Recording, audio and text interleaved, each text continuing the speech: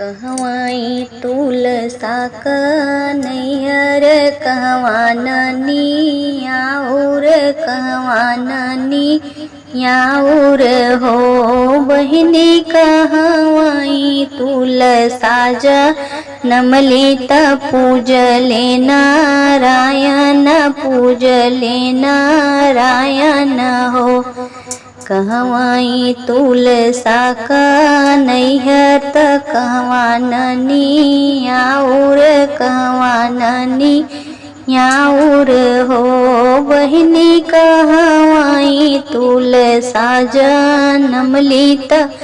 पूजले नारायण पूजले नारायण हो गोकुला में तुलसा नैहर मथुरा ननी याऊर मथुरा ननी याऊर हो बहिनी कूड़े खेते तुलसा नमली पूजले नारायण हो बहिनी कूड़े खेते तुलसा नमली पूजले नारायण हो जो मैं जनती हूँ तुलसा सवत मोर हुई है सवत मोर हुई है हो अरे मैं झोटवई धई झोटी त्यों त घूर वापो वरत्यों त घूर वापो वरती हूँ जो मुर झोटा झोटी त्यों त घूर वापो अरबियो घूर वापो अरबियो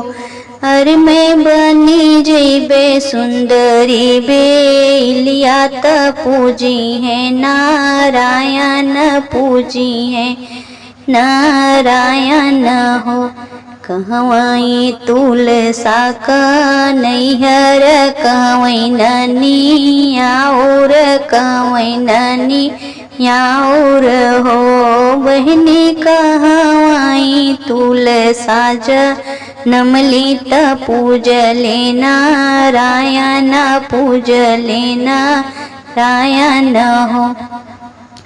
जो मैं जनती हूँ तुलसा सवत मोरा हुई है सवत मोरा हुई है हो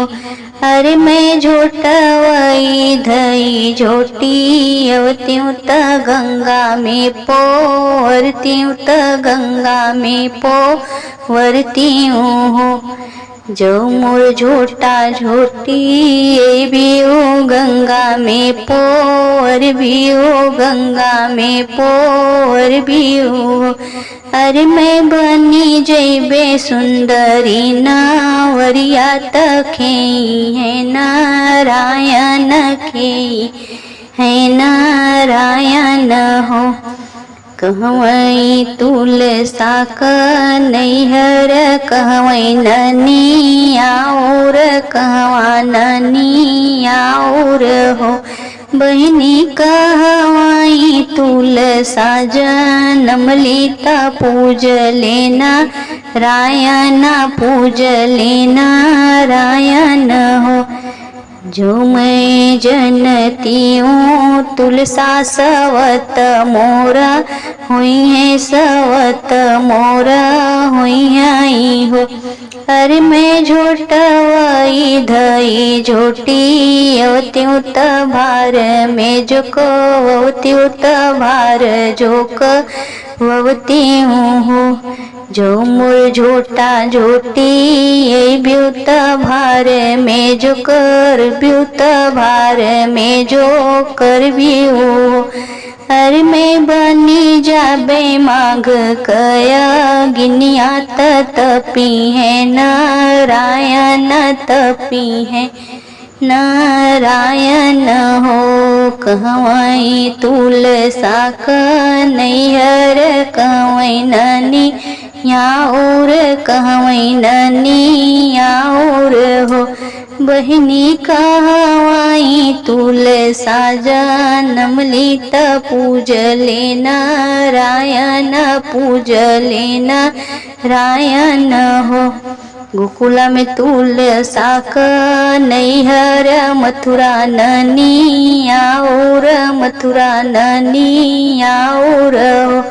बहिनी कूड़े खेते तुलसा जन्म लीत पूजले नारायण पूजले नारायण।